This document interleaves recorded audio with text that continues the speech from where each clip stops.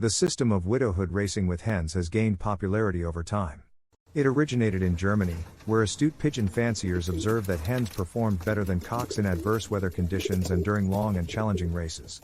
They believed it was a waste to confine hens to small boxes or aviaries for half a year. In the Netherlands, the system became known as the roundabout system in the 1960s, popularized by the Bremen brothers of Genemuiden. However, it is not widely practiced today due to time constraints and the challenges posed by overnight and autumn races. In recent years, the widowhood system with hens has gained popularity in Belgium, especially after the impressive results achieved by Remy de Moy. Belgian fanciers predominantly race their top hens, while keeping the cocks at home. This is feasible due to the professional nature of pigeon racing in Belgium, where top fanciers devote more time to their pigeons. The racing schedule in Belgium allows fanciers to race cocks and hens separately without interference. In contrast, in the Netherlands, there is usually only one race per weekend in April and May. The Belgians primarily race hens on widowhood because the roundabout system was initially designed for racing both cocks and hens together. However, there are challenges associated with this approach. Problems arise when a cock and a hen return home together, causing delays in clocking and potential frustration for the fancier. As the season progresses and races become tougher, hens often have to wait for their cocks to arrive, leading to disappointment and a decline in race performance. Additionally, hens may start mating with each other, resulting in a loss of form and decreased interest from the cocks. To address these challenges, fanciers can adopt various strategies. One approach is to pair the best cocks with the weaker hens and race the cocks on a traditional widowhood system. The best hens can be paired with either weaker cocks or yearling cocks. This ensures that when birds return from races, they find their respective partners in the nest boxes. By separating the sexes, fanciers can avoid problems related to mating between hens or frustration from prolonged waiting.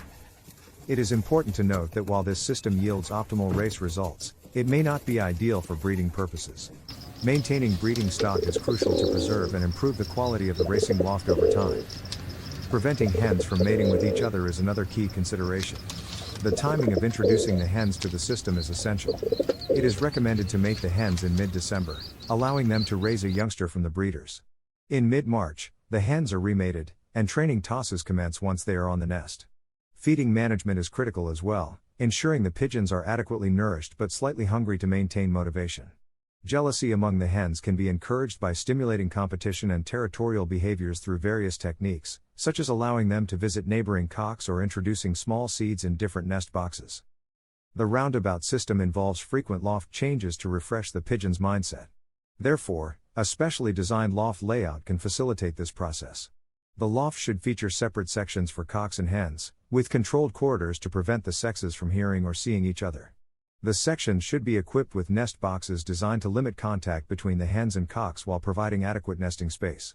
An aviary can be included for additional distraction and exercise.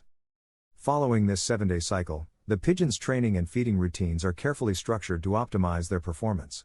Regular observation and adjustments are necessary to ensure the system runs smoothly and maintains the pigeon's competitive edge. Monday. The training routine resumes on Monday. Both the cocks and hens train separately in the morning. The hens train first, followed by the cocks. After their training session, the hens are locked in their section, and the cocks are released to train. Once the cocks finish their exercise, they are fed a light meal of barley. The hens are given fresh water, and their tea is removed. Tuesday. In the morning, both the cocks and hens train separately. The hens are allowed to exercise first while the cocks stay inside their section. After the hens finish their training, they are locked in their section, and the cocks are released to train. Once the cocks finish their exercise, they are fed a light meal of barley. The hens are given fresh water, and their tea is removed. Wednesday. On Wednesday morning, the hens train first, followed by the cocks. After their training session, the hens are allowed to stay in the section of the cocks for about half an hour. During this time, they are provided with some barley for feeding. In the evening, the hens train again, but this time after the cocks have completed their training. When they are let outside, they instinctively try to enter the section where the cocks are housed, but the entrances are closed. They are kept outside for approximately half an hour before their own section is opened, allowing them to enter. They are fed a tight meal consisting only of barley, and the tea is replaced with fresh water. Thursday.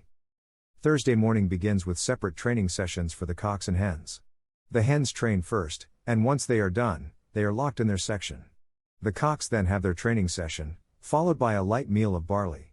The hens are given fresh water, and the tea is removed. Friday. Both the cocks and hens exercise in the morning, training separately.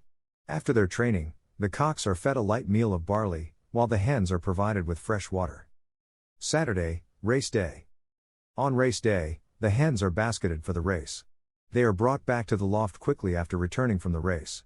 The hens are allowed to fly freely in the loft for at least 2 hours, receiving small seeds every half hour. After the free flight period, the sexes are separated again. The cocks stay in their section with the nest boxes, while the hens are moved to the rest section. The hens are given some small seeds, peanuts, and a generous portion of breeding/racing mixture. They are also provided with a warm bath in the aviary. The cocks remain in the rest section during this time. The hens are locked in their own nest boxes, while the cocks are allowed to move freely within their section. The following day, Sunday, the routine continues as described earlier. By following this system, which involves careful management and training, fanciers aim to optimize the performance of their hens on widowhood racing. The system takes advantage of the hens' natural behaviors and instincts, using jealousy and competition to keep them motivated and focused on their racing performance.